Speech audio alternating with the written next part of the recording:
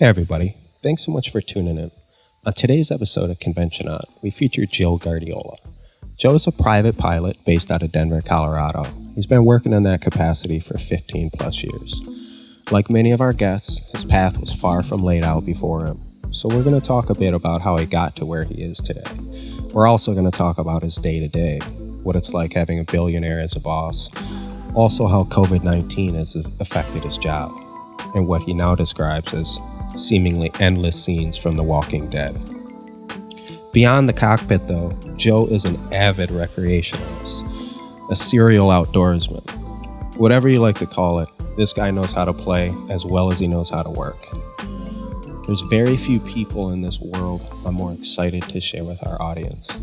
I've known Joe's friendship for 30 plus years. I encourage you all to sit back, relax, and enjoy Joe Guardiola, Mountain Air.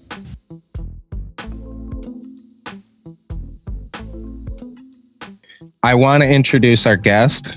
I've actually gotten some feedback recently that our rambling for 10 minutes at the start of the show isn't super attractive to people. So we're not here to talk about us or even our relationship. We're here to introduce Joe Guardiola. I've known Joe for quite some time, as has Ryan. We have Joe on the show today. Joe professionally is a pilot. He flies planes for real.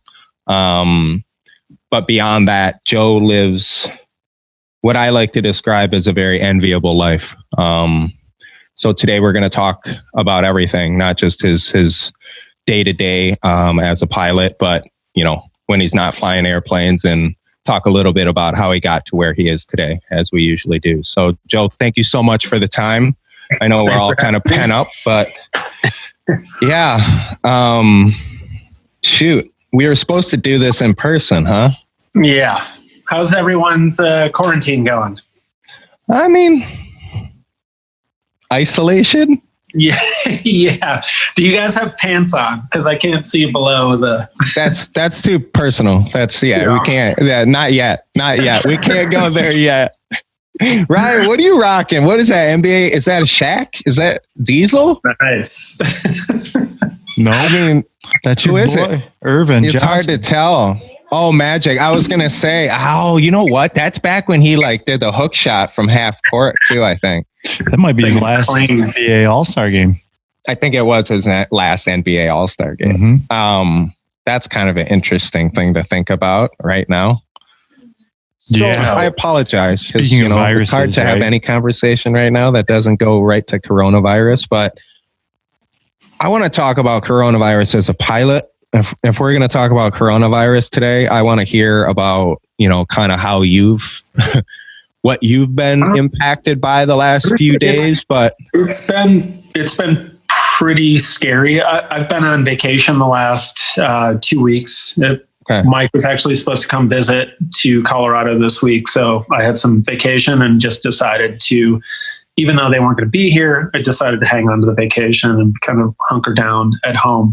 But I was on the road when this all started, and I, in the last couple of weeks, was in and out of Seattle multiple times, LA multiple times, New York a half dozen times, South Florida, Boston, if I didn't already say Boston. I was in and out of Aspen. Basically, all the hot zones. Any place that you don't want to be, I was there. And it was a lot of times just, taking wealthy people, they were sort of escaping, which was kind of crazy. Well, yeah. So just to be clear, so people understand, I just introduced you as a pilot, and my apologies, Joe. I don't appreciate the different levels and whatnot, but I think to the layman person, Joe flies private planes, jets and fancy stuff, but he doesn't fly those big commercial flights with hundreds of people on it. So Joe's day to day is usually he's got a handful of passengers, maybe, even less than that, but I would say average, probably about 4 people. The airplane, yeah, you're flying charter planes, right? Essentially, you fly charter. We could fit quite a few more people in there, but the planes are kind of decked out with nice kind of cush lazy boy kind of style seats. Yeah. With, and that was kind of all last week or 2 weeks ago, I spent just crisscrossing the country, taking people from these sort of hot spots. I guess the entire country is basically a hot spot now, but where it really first started to be bad, on the either coast. The city centers on the coast. Yeah. Yeah. We took, at one point I took a family of 4 and they moved. They showed up with moving boxes to the airplane. Oh, wow. Whoa. So we left Seattle in the morning and I had no idea they were, actually moving. They were moving to kind of central northern Michigan. Okay.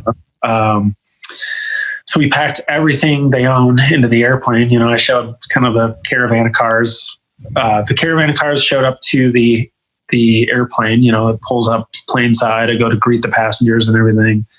And I look at all of their bags. Okay, I guess we're going to try to fit all of Yeah, this. I'm not going to get into the technicalities of like weight restrictions and things like that, but that was a little bit of kind of like, not a wake up call, but Joe, you're regularly, first off, it's kind of funny that, we borrow sugar from our neighbors, but there's a very small percentage of the population where it's like, no, you can borrow my plane, get your family out of there real quick. Like, yeah. And it happens. I've seen it. I've flown missions before when I was actually working for a single family where their friend or something had to have surgery or was sick and they wouldn't have been able to get on an airline flight. Yeah. And they just called us and said, hey, Joe and my co-captain at the time, John, hey, we need you to go down to, Texas to pick these people up and take them to where their family is. So we'll load them on the airplane. I guess I'm just glad to hear it's being shared, right? No one's going to share it with me, but maybe someday. Yeah. Sometimes it's being shared. Sometimes it's being fought over. That's, and yeah, I would imagine. I've seen some things like that. When you made that trip into Seattle, and I'm assuming it wasn't, whatever, we're going to go back eventually and call day 1 of COVID-19. But you had kind of had a couple under your belt at this point, right? Like of getting people, when you showed up to that one and they were willing to move, was it like, oh shit?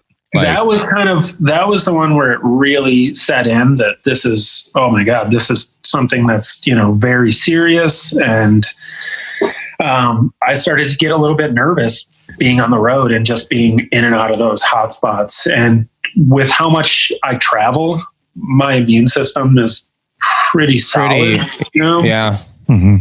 But constantly being taxed, right? Like just, you need to constantly replenish and stay on top of that, or else you're the first to be vulnerable, right? Right. Exactly. Waking up on different time zones every other day, waking up one day on the West Coast and then the next morning on the East Coast at the same time, with the time differences, it can drive you a little crazy. Back to that morning. So that day we flew into Boeing Field and we, cleaned the airplane up, locked everything up, woke up the next morning, and we kind of planned our morning just like we normally would. Okay, let's leave. We get to the airplane typically an hour early for domestic. Gotcha. About 2 hours early for any international flights, just to make sure that we have everything ready to go. And, we threw our bags in the Uber that morning and jumped on the freeway, which is normally that time of day. It was rush hour. I think it was about 7 a.m. that we were, getting going. And we pulled onto the freeway, normally gridlocks, and we were the only car on the highway. Like Zombieland level, right? Yeah, it was crazy. It really did. Like, if you ever watched that Walking Dead show, like, yeah. That was kind of, I almost immediately started thinking, but oh my God, this is serious. This is like the apocalypse. And then we get to the airplane and you start to get, into your workflow, and you start to get busy making sure fuel is paid for, making sure the airplane interior and exterior are pre-flighted. Your normal things that you do, right? And, And then the passenger showed up about 15 minutes early with all of those bags, all of those boxes and all of those bags. And then it really, that was really the day that it kind of dawned. We actually have a friend that continued with some vacation plans. So a friend of ours' sister, I don't actually know that, but I'm friends with their sister, and they reached out to see if they were stranded in Honduras because they closed all of the international flights, basically closed all the borders down.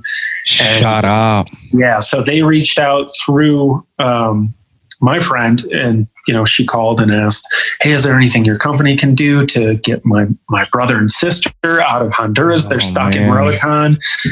They've been talking to the embassy. They've been talking to the Honduran government.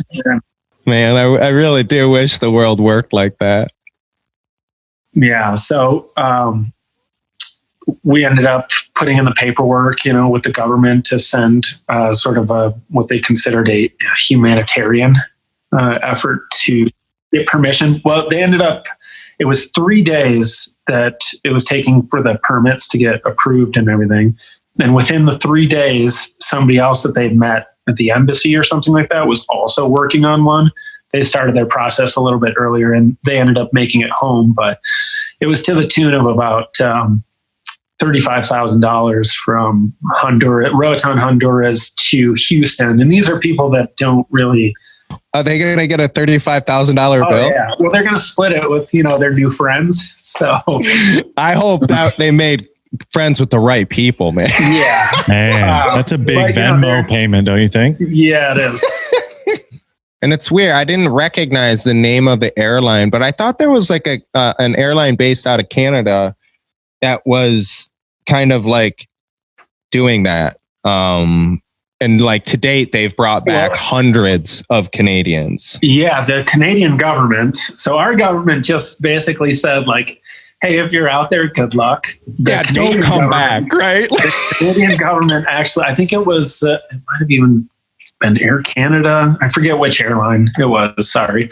But the the Canadian government just dispatched an airline and said, go pick our people up. If you're Canadian, get on this plane. I mean, man. So 30 seconds ago, I said, wouldn't it be nice if the world worked like that? Some parts of the world do, apparently. Oh, man. So, Joey, you live an enviable life. But I think most people fail to appreciate how you got to where you are today. So if we can, I'd love to talk about that a little bit, Joey, because we're sitting here and we're laughing and we're smiling and we're communicating. And I think that's all we need to keep doing that right now. But the truth is we've been doing this for a long, long time. And, you've accomplished a great deal. So thank you. Ryan, you know Joe from our days at Michigan State, right? Yeah. We lived next to each other for some years. Couple back to what? Worked together for a little bit. Also, early 2000s, right? Yeah. I think probably 2000. Yeah. What was the management company? Was it Amber Management? Yeah, Amber Apartments. I don't know. I just thought of it. I was looking at both of you and it just came to me. I think it's still there. Joey, I remember when we were in high school, I wouldn't have called you a scholar at that time. I wasn't real sure what you were planning to do next. Not like it was my concern or anything like that, but how the hell did you end up becoming a pilot? Family members, I guess. I would say I had two cousins that were involved in aviation. One of them actually wasn't a cousin at the time. He was a friend of a cousin who married my cousin. So gotcha. And he was actually my first flight instructor. But he was like similar aged, right? Like that wasn't like someone you looked up to as a kid, right? No, I mean, he was 2 years older than me. I think he graduated high school the year ahead of us. And after high school, I was working in a machine shop in the downriver Detroit area as a machinist apprentice and kind of sort of a gopher, kind of day to day. If, somebody didn't show up to work, one day that had to drive like the delivery truck, the boss would kind of tap me and say, "Hey, Joe, we need you to drive the truck today and pick up, whatever from these other shops or the materials that were making things." So I did that for like 5 years after high school while I was in flight school. But about my second year of that, maybe a year and a half through it, it was not something that I pictured myself doing for the rest of my life. I really enjoyed the job. I loved working with the people that I worked with. We got all walks of life at that place. Met some very interesting kind of characters, that were,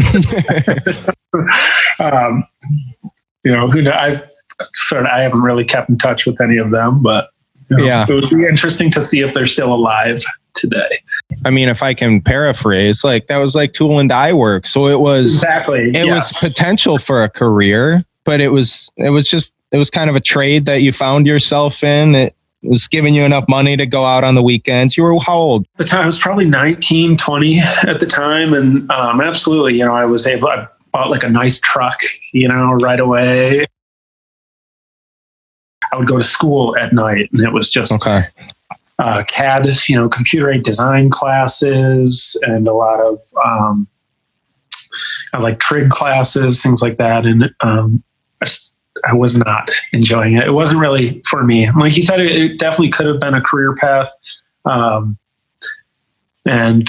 I'm really happy I did that because I learned a lot of skills that I use, today with like, it made me sort of mechanically apt, I guess. I can work with my own truck. I can fix things at my house, but year and a half in, I had a cousin who was going to school for aviation, and he was building his flight hours at the time. So to get a commercial pilot's license, you have to have a total of 250 flight hours. And that's so that you can take the test to become a commercial pilot. And that'd be for like the airlines that most of our listeners are familiar with, right? Like, correct. Yeah. To work Spirit, for an airline, you have to have a commercial pilot's license and an airline transport pilot's license. Okay. Well, at the time he was doing his time building where you just kind of fly from airport to airport, logging hours, basically like you just did when you were learning how to drive a car. Gotcha. You would have to do, I don't remember what it was, 20 hours or something like that at the wheel. So we took a little Cessna 172.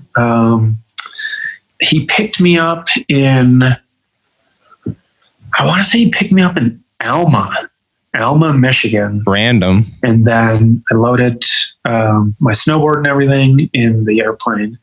And then we took off and flew over to Searchmont, but we stopped after that. I was kind of cruising along like, oh my God, this is kind of amazing. What am I doing?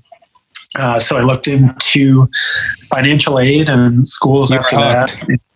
Yeah. It was pretty immediate. And so like that, you can still, just looking at your face as you tell that story, like you can still feel it, huh? Like, yeah, yeah. And it's today, it feels very much like a job on some days, of course, most days I would say. But yeah, when I think about it, I knew right away, like, oh my God, okay, this is something I could definitely do this for the rest of my life and be happy doing it.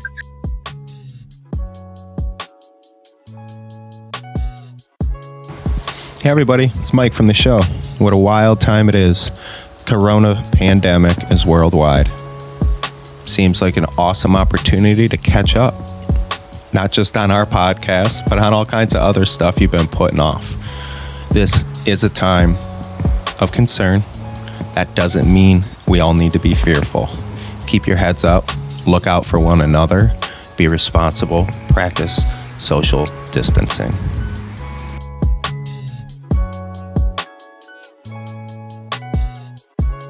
You knew I'm going to be a pilot. I'm flying planes. I don't know whose plane I'm going to fly, but this is what I'm doing. And I remember it changed you.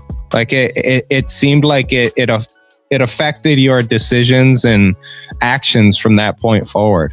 Oh, without a doubt, it did. I mean, the kind of poor decisions that I would make, like, the typical kind of late teen stuff that you do. Yeah. I constantly had like if I do this, I get in big trouble, and then that could affect my aviation career, later on down the road. It was always something that was very much in the forefront of my mind. Like once I had decided that this is what I wanted to do. It's not like you're going down a dark path, right? But we've had plenty of guests on the show. Steve Hetzel. So there was a point in time when our good friend Steve Hetzel, who's been on the show, and he's now an assistant coach in the NBA. There was a point in time when me, Joe, Steve, and Ryan were all basically living together. We all had jobs. We were all going to class every day. But none of us really knew what we were going to be doing next, right? We were just doing what we thought we were supposed to be doing. Sharing a car. Yeah, we're sharing a car. We're sharing gas. We're not getting in trouble, but we're not changing the world either, And then all of a sudden, within a year or two, it was just like, man, college, so much for it being a fun, we're all just hanging out. It got serious real quick. It did, yeah. I think with all of us having multiple jobs at the time too. I worked with Ryan. Was nice enough to hook me up with a job which that's another one too that was kind of huge. Some of the stuff that I learned there, like redoing hardwood floors. I put cabinets in. I would be doing things like tearing carpet out, stuff like that, which is. I've redone a couple houses now, and that was something that I didn't really think about it at the time, but I was sort of being Miyagi'd, But, yeah. While you're sweating it out in the summertime, making like however many bucks an hour. I don't know how many bucks an hour you made back then. Maybe like 10. If you were I was going to say 12, maybe like 10.50 an hour or something like that. But right. Those are skills that have stuck with me. And so just to kind of clue our listeners in, to interrupt your love fest back to college, just in case there's more than the 4 people listening to us that you mentioned, we all, component of us, and I guess Joey and Steve Hetzel, who was on the show before. You got up. I just did this, Ryan, I swear. But. Oh, you did? Okay. Then I cut that short and edit it out. I'm so sorry. I need some water. No, it's all right. You just, give me some credit. I don't know. Honestly, that's fair. That's fair. I don't know where I'm headed half the time when I start talking either. But, I think it's just really, Joe's a pilot. It's a really fancy, cool job. It's one of those jobs, our recent guest, Chris Harris, I made the joke that, he works at the morgue by day. So he can sit down at any dinner table and usually have the most interesting job. Unless you're at that table with him, Joe, then he might be challenged. It was, I would say, other than kind of wrestling, it was the first thing that I'd really, really gone after in my life. I mean, without question, it was something that I knew that I wanted it.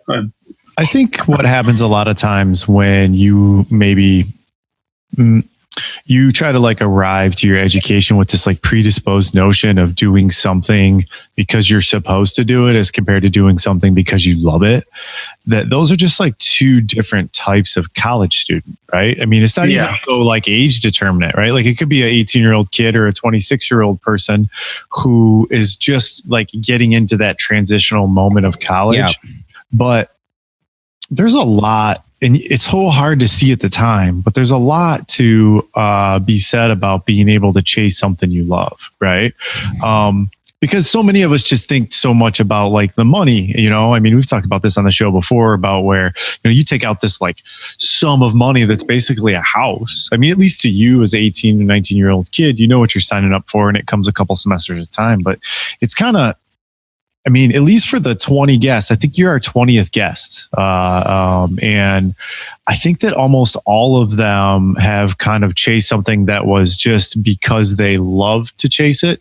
Not because they just like ended up there. There might be one or two who made a shift, I'll say like in their 30s, or something like that. But that's not really it. But none of them have been linear, right? Like there's been some curves, there's been some dips, whatever deviation you want to describe. And like, yeah, there's that meandering period that we all go through. There's definitely a period where I think, I was still employed at the machine shop. So I was driving home on the weekends when they would give me shifts. They allowed me to stay on kind of part-time. So sometimes I would go home Thursday nights. Sometimes I'd go home Fridays, and I'd work at the machine shop Saturday and Sunday mornings. Mm-hmm. And then I'd drive back up, to school. Then for a little while, I worked at Cadillac. I worked a midnight shift at Cadillac for like almost a year. 8 months, something like that. And talking about the assembly plant, right? Yeah. We did the roof rack for the Cadillac CTX, I think it was. Yeah. So, I mean, it was, I would wake up, I'd go to school, I'd go fly, whatever. And then I would go to one of, whatever job I had that helped pay for the flying, helped pay for, everything that I needed. And there were definitely some times where I was just, mentally exhausted, and I would go home to work at the machine shop and visit my girlfriend at the time, was living at home or what, like and she was living at home, and sometimes I'd stay with her, sometimes I'd stay at my parents' place, and then I'd drive back up to state, and I'd talk to you guys, and like I'd hear about who came to visit on the weekends and things like that, and just how rowdy things got. And there were definitely some times where I felt like I was missing out. Sure. So if I could take you back to the spot where like you're in the full hustle, which maybe is like when you're making the roof racks. Yeah. And probably my last year. To paint that picture for our listeners, I mean, Joe's in a factory building roof racks for cars at a massive scale, right? There's a bunch of guys you work there. It's very proverbial. I mean, we all seen fucking 8 Mile, right? So we all know what that means, right? That's not true, by the way, but I'm going to, it at least gives a picture. But like, what about some aspects of it are true. Are you the only guy at the lunchroom table or the, nighttime table when you guys all break down between your shifts of building roof racks who's going to do something else? Or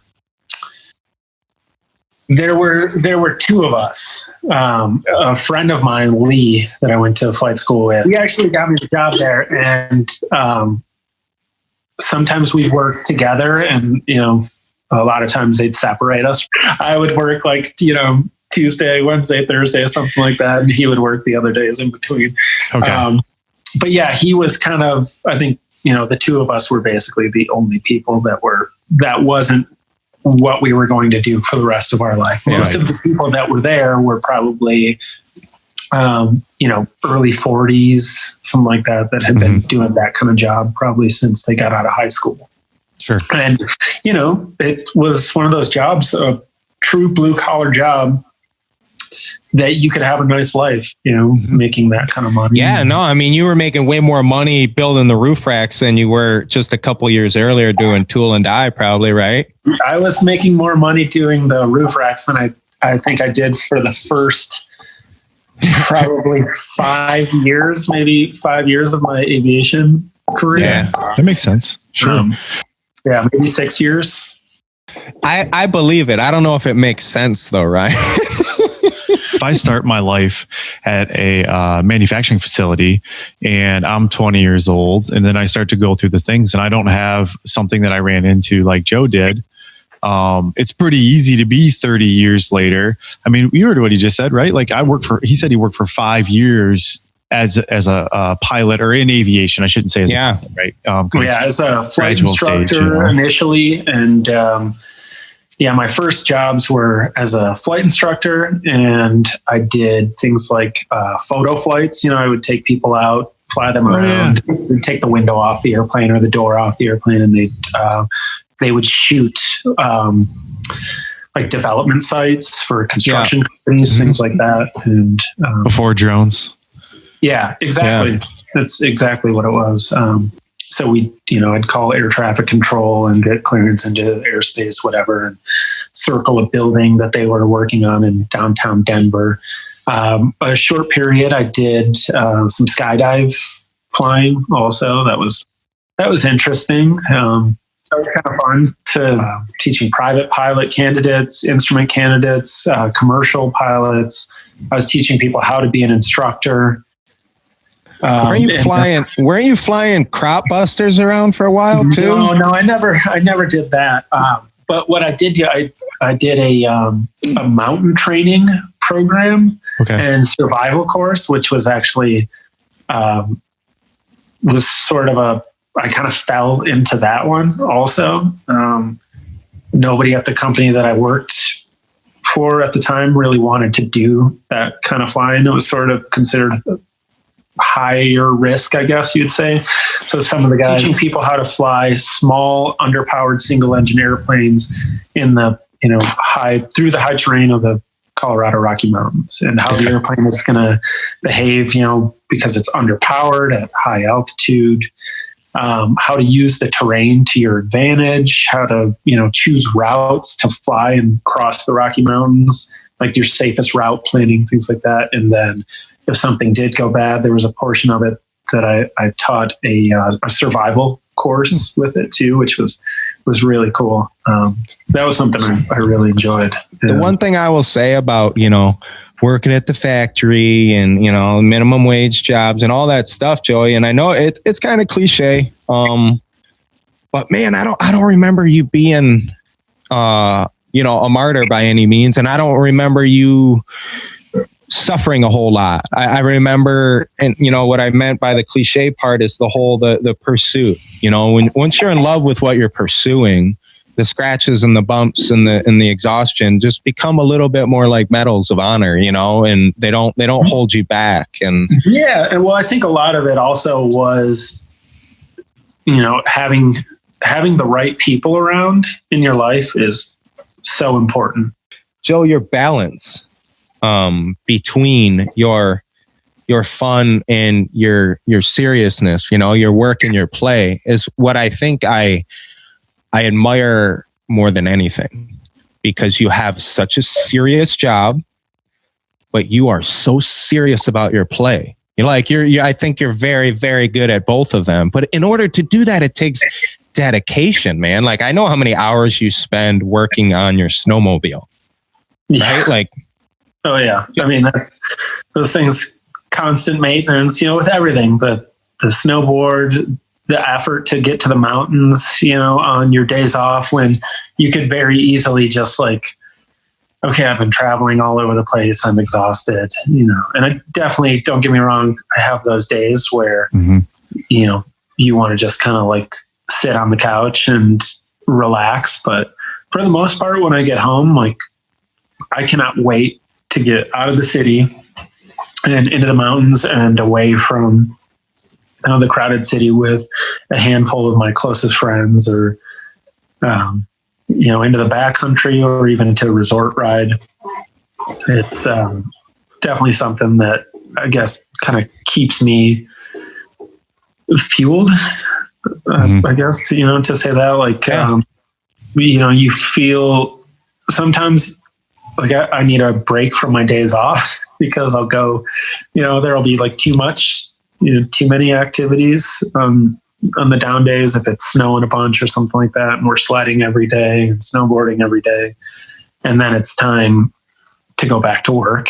I'm like, oh my God, I gotta go back to work. That's a hard transition, right? Yeah, I gotta repack the bag, do the laundry. One of the things though, that's when I came out a few years back, one of the things that struck me, you dragged me up into the mountains and pushed me down a hill and we called it snowboarding. But one of the things that struck me was you mentioned your group of closest friends, the bond and like the friendship and love that you guys share, and the kind of the weight of your relationship with one another, because we're not talking about like drinking buddies. We're talking about guys who you regularly are kind of putting your life on the line with. Joe and his buddies are too difficult with authority, so they have to find backcountry places, and they don't want to go to mountains where there's other people, so they go to remote locations where no one's around. Like if something goes bad, it's on you and your buddies. Yeah, a lot of the places we go, once you get to the trailhead, you'll see people at the trailhead, but once you're riding out on the sled, 15 miles back into national forest or wherever, a lot of times you'll go the entire day just without seeing another human other than, the guys that you went out there with. So if someone gets injured, if things go bad, you're left, you're in the hands of the people that you brought out there. So what you said is, I'd say, very accurate. You're literally putting your life in their hands on a weekly basis. A lot of those guys I ride with 2 to 3 times a week. And yeah, you make group decisions together, hey, should we ride that? Does that look safe right now? Yeah. Hey, let's make sure we ride this terrain one at a time, just in case of it avalanches. There's a safe spot right over there. So when you're done riding, go directly to that spot and radio up to me when you're there if I lose sight of you, and then I'll drop right after. And it becomes kind of, I guess, organized chaos a little bit. Yeah, but that's it's sad to say, but the reality that I think is lost on a lot of people is that if not, we're not talking about injury, talking about not everyone comes home, right? Like, not to be dramatic, but I think what impressed me the most, dude, was how quickly like you adopted that lifestyle, and that the levity of your fun.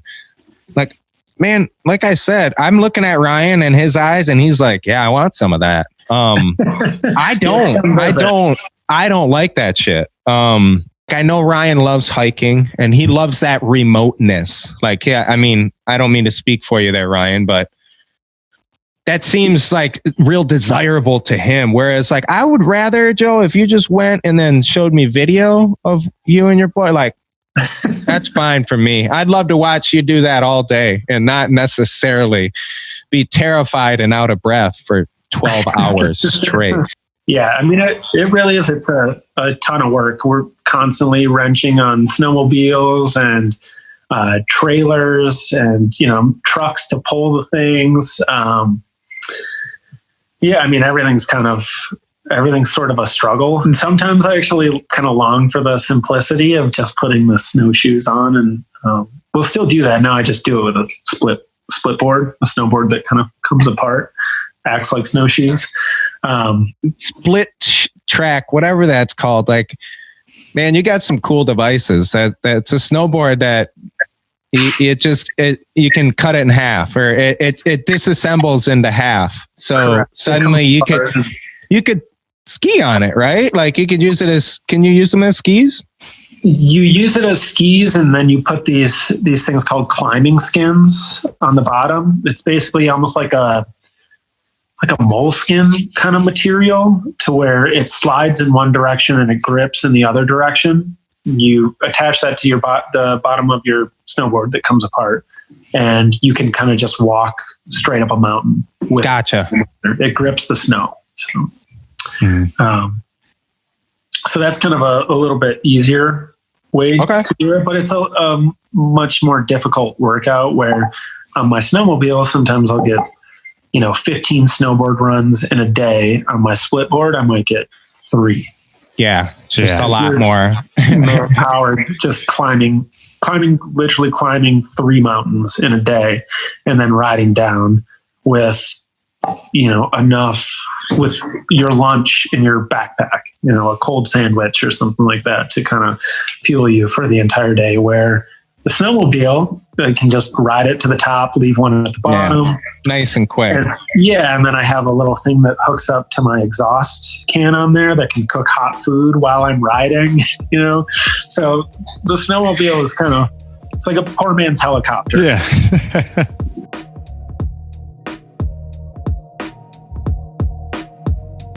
Hey everybody, it's Mike from the show. Just want to take a minute to express our appreciation for any and all feedback you're able to provide. Not just for prior shows, but we're also looking for any recommendations you have for future shows, whether it's on content, format, but especially guests. If you know someone who's led a life that's interesting to you, and they've now found themselves in this place of happiness, pass their name along. We're happy to reach out. We're happy to be rejected, but it doesn't hurt to try. As always, if you don't mind, take a minute, hit that like button, subscribe if you haven't already, and above all else, thanks so much for listening.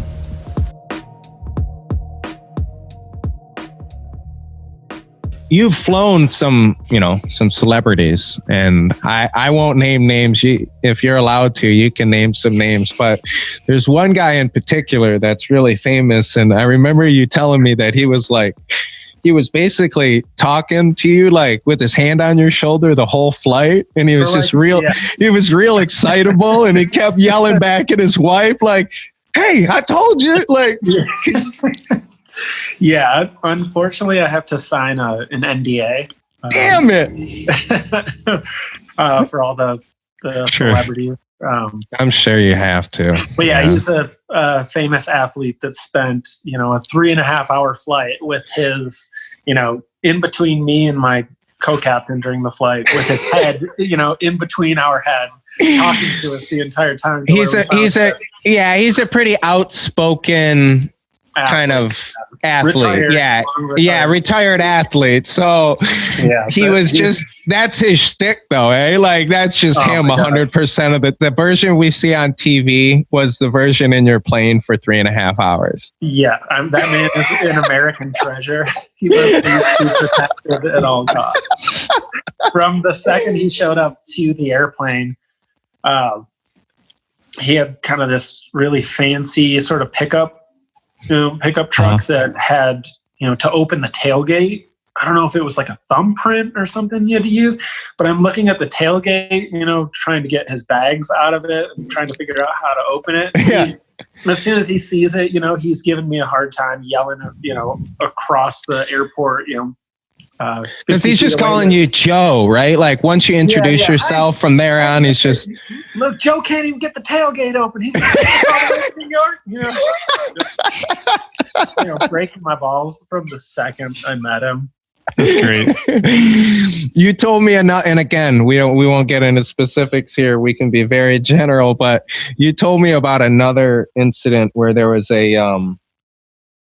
is starlet the right term? I hope I'm just describing a younger female that is of a lot of people's interest and desire. And because Joey had, worked in this field and possibly piloted her plane on numerous occasions, there was one instance where I don't remember if you were out and about in public and you saw her, but like your co-captain was like, "Dude, was that so-and-so?" Because she was just like, "Hey, Joe, how you doing?"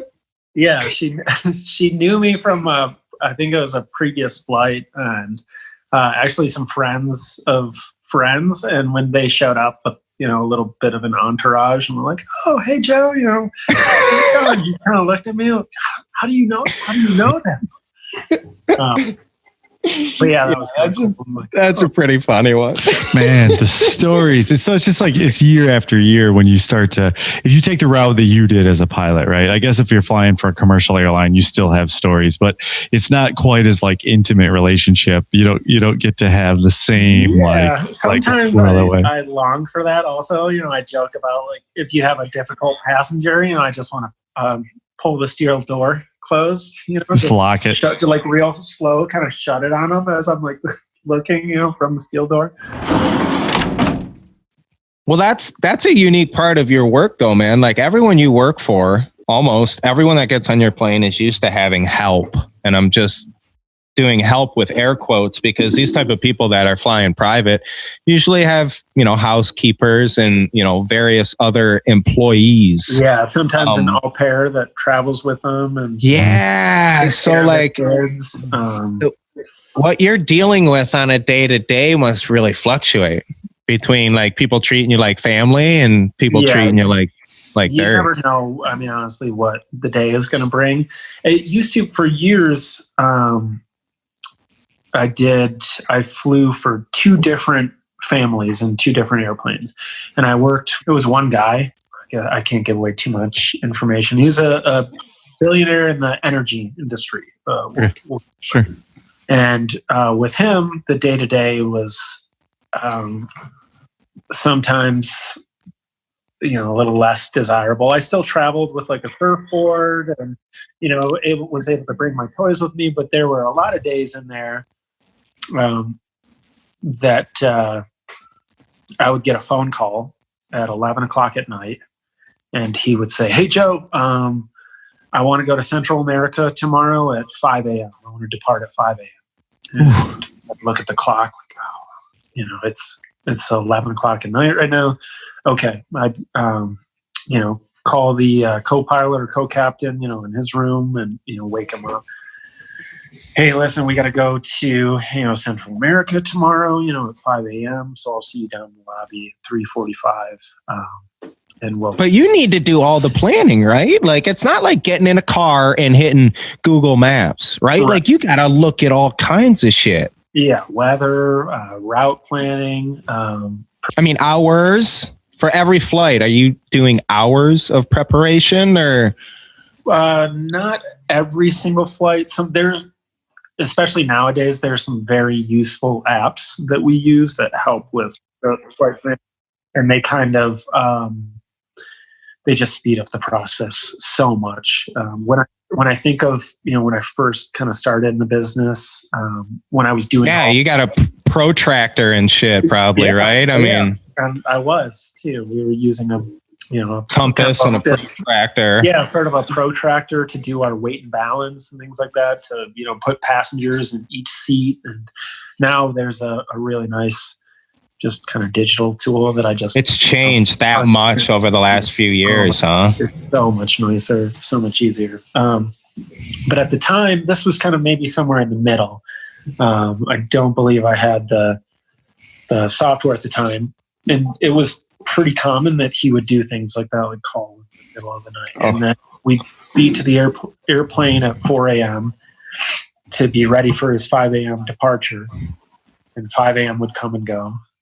8 a.m. would come and go, and then at noon I would, pick up the phone, say, hey, maybe he's on like a lunch break, and I'd call him and, hey, do you think we're going to still depart today? And we'd have like a ground power unit that powers all the avionics so that everything can just be ready. Oh, man.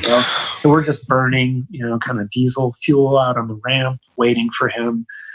That way, right when he shows up, we can just shut the door, start the engine, and go really quickly. Sometimes we would fly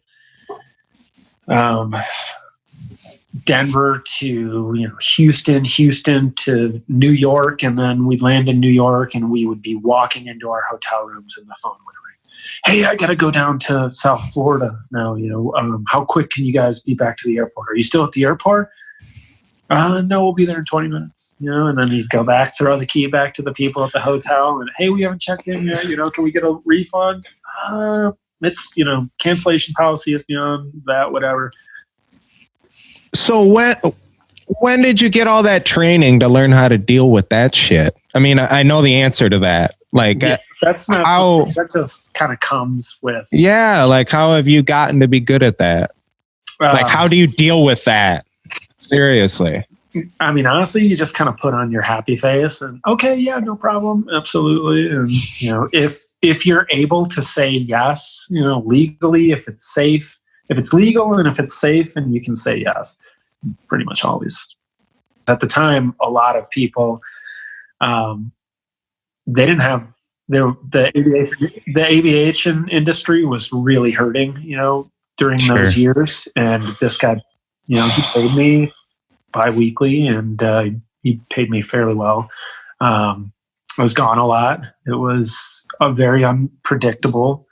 But I also saw parts of the world, that I would have never seen otherwise. And sometimes we'd go places that we'd land, and I'd ask him, okay, how long are we gonna be in country, so I can start working on flight planning to go home. And he'd say, oh, we'll be here for at least 5 days. And when he'd say things like that, my ears would kind of perk up a little bit.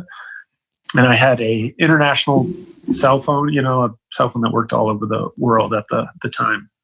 And I would say, okay, you have this phone number, right? So you're able to get a hold of us. And the guy that I was flying with, we would just go and sort of live it up for 5 days. Can remember like climbing volcanoes, in Central America on the clock, things like that. Yeah, and, sure. Cruising around like Antigua in Guatemala, and I was able to see some really great places. Cruising around Belize. We used to go to Belize it was almost every month for a while, every other month, something like that. And I suppose that makes you a little more well-rounded when you have to wait on your client for whatever ridiculousness it might be. I mean, because I'm sure like you shared a couple of like quick stories, and like there's good and there's bad, but like, part of being able to be in the jet class is that you have a little bit different level of resources that you're going to be able to expend. So it's not like, so many of us we're limited by like our budget, right? But there are a lot of people in the world that, this man had no budget. And, when you're thinking of my phone call that I would get at 11 o'clock at night because he had to go someplace as sort of an emergency, I never really, every now and again I would ask him about his work, but I kind of tried to do my best to kind of keep it separate. Yeah. And, so you don't even know what that guy did, right? Like, no, I did. I knew what he did. But on the daily basis, his decision, whatever he was making that day, the decision he was making that day, it was just impacting so many, many lives. Right.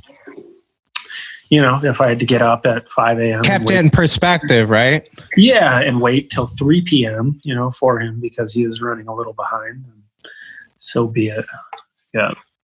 I remember you telling me a long time ago about an opportunity, and this is probably a transition for you in your career, where there was basically maybe some private military type operations that were possibly available to you, and like they sound extremely lucrative. Yeah, but the more you got into it, you were like, I don't know if I'll ever be it. Like you go down that road. And that's Joe, the civilian who's a pilot, right? And then one day you get a phone call to potentially be involved in like, I'm not saying good or bad or anything like that, but some stuff that you didn't sign up for, right? It was basically flying some black ops where they give you, you're wearing fatigues. You're basically a merc. You're wearing fatigues. Sure. They give you basically a Bushmaster, assault rifle that and a pistol, that you're wearing. Like, I'm just a pilot, man. No, like that's not. Yeah, I was flying one of the same airplanes that I'd flown in the past that was outfitted with surveillance equipment.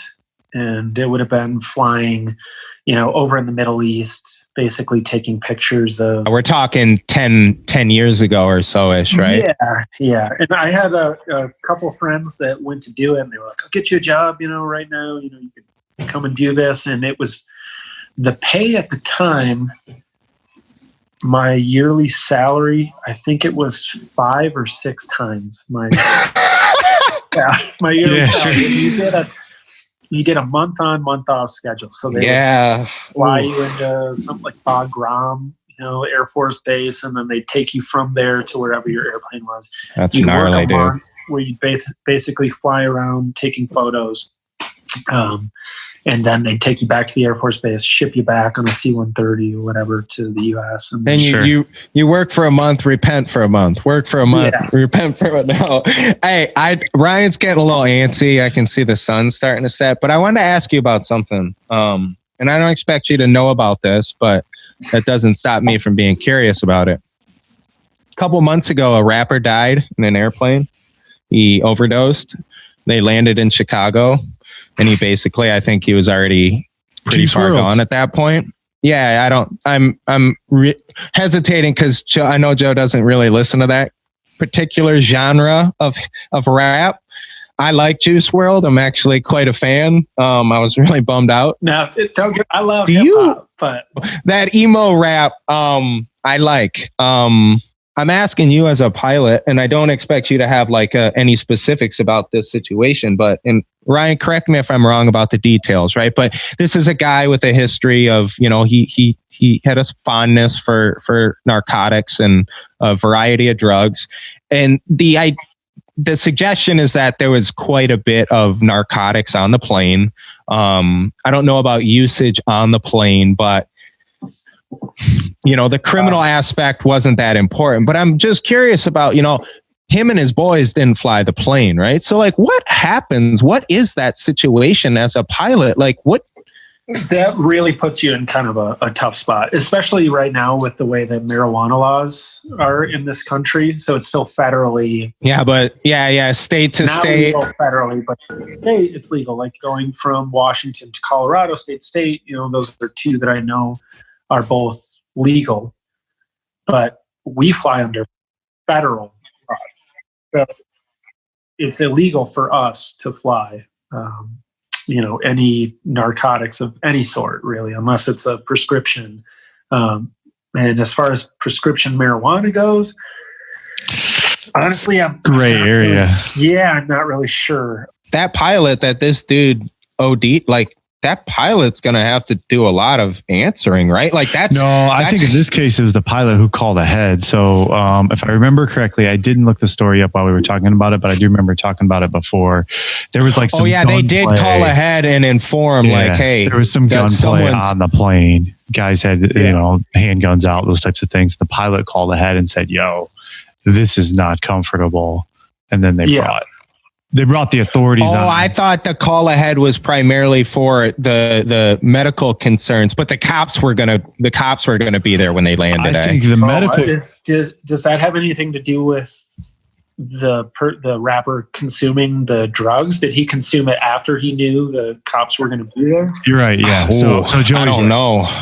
No, I do. Joey's right. Or at least allegedly right. Like we read all the stuff on whatever websites we read it on. I don't know Juice WRLD personally. He declined our request to come on the show. But ultimately, R.I.P. Rashad. When they found that when they figured out that the cops were coming, he ate whatever he ate. I don't know, but it killed him. I did not know that. Yeah. I honestly, I think one of the initial interviews I had read was like his lady friend was being very dismissive about when he consumed the drugs, but she knew, no, he consumed the stuff he always consumes, and this is way worse than usual. I think that's what the scenario was. Yeah. Jeez. Yeah, maybe he did more than. So like that pilot potentially just showed up to work that day, didn't know any of these people, and this entourage shows up, and he's supposed to and I don't mean to be, I hope this isn't taking a tone here, but like that pilot is then supposed to regulate who gets on his flight and then kind of police them during the flight. I took some kind of another celebrity where they had I could really want to just tell you who it was, but I you don't need to. We can all just picture whoever we want this to be. That's right. Yeah. I took this group of adult males. When they came on board, I didn't see any of the things that they brought with them. How intrusive are you allowed to be, man? Yeah, you just ask them, right? I load the bags. I bring the passengers on board. I'm checking IDs, things like that. But for me to realistically go through everyone's suitcase. No, you're going to lose clients like that. Well, the drugs we're talking about don't smell, man. Like, not to humans. If I know that they're coming on board with that, I'm going to stop it before it gets on. Hey, Yeah. today, whatever. But they had basically handles of Hennessy and Cuervo. And at one point after takeoff, everyone was relaxed, during takeoff. When I had a free moment, I looked in the back and they were up. I could kind of feel the airplane. Yeah, just the weight shifting. Yeah, weight shifting around. And they had all moved to the back of the airplane. And they were passing around handles of Hennessy, and they had a full just dice game going in the back of the airplane with, there was a pit bull back there.